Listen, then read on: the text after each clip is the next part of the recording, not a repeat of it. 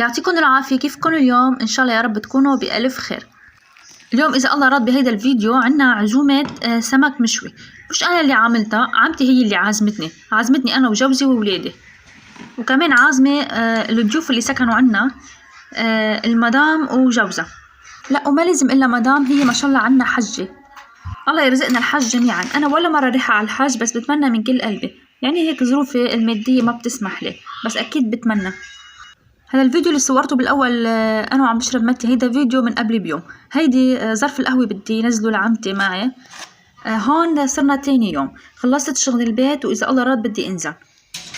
يعني هون كان الوقت تقريبا بعد صلاة الظهر بشوي صغيرة.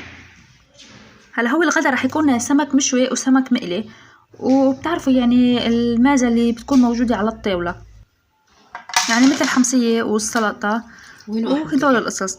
هلا ما شاء الله عنا عمتي، نزلت لقيتها مجهزه يعني قسم كتير كبير من الغدا، كانت عم تحشي السمك. هلا الحشوه اللي حطيتها هي كزبره وثوم وجوز وكمان اكيد حر.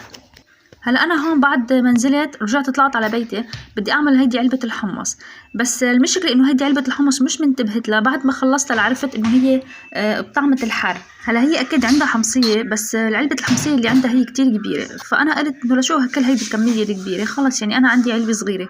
بس عن جد ما كنت منتبهه انها حره، والمشكله انه السمك المشوي بيكون حر. هلا السلطه كانت هندبه فرنجيه مع بندوره. يا ريت صورت لكم الهندبات لانه مزروعين حد البيت. وبهذا الوقت اللي كنا عم نعمل فيه غدا وصل جوزي كان جايب هيدي الدفاية. هلا هيدي الدفاية مش رح اعرضها اليوم، رح اتركها ليوم تاني كرمال ما يكون الفيديو طويل.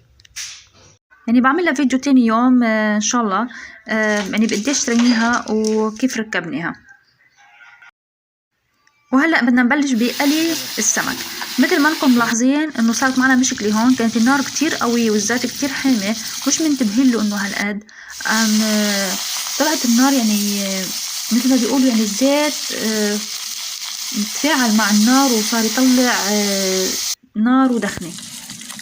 بس على كل الحمد لله، يعني بس اول مره صارت معنا هيدا الشيء واحترقوا السمكات، بس كمالة يعني قلي السمك كان كتير تمام ومثالي.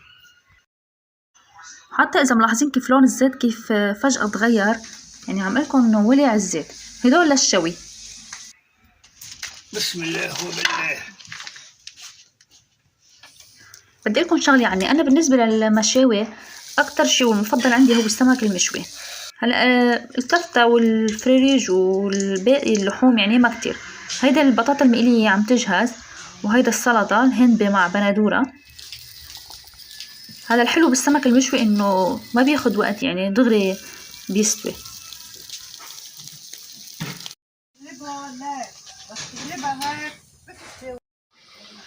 وهيدا الغدا يعني تقريبا رح يكون جاهز.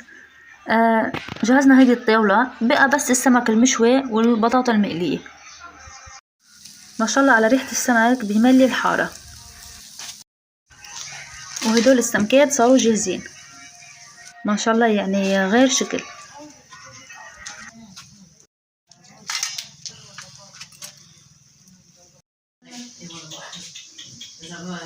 يعمل لي اكل اذا هيك بندوره زياده. يلا اتصلنا على الطلب.